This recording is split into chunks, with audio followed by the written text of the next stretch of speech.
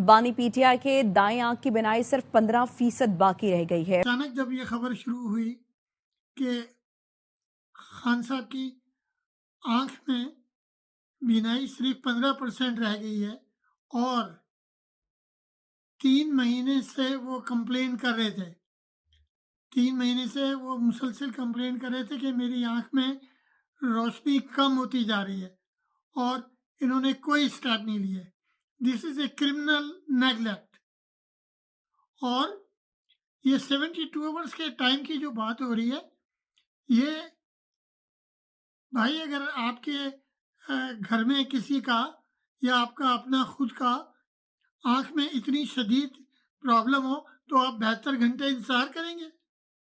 ये इंतहाई गैर जिम्मेदाराना बात है कि 16 तक इंतज़ार किया जाए। खान साहब को फ़ौरन अच्छे अस्पताल में और माहिर आइज़ के डॉक्टर जो कि इस मर्ज़ के स्पेशलिस्ट हों,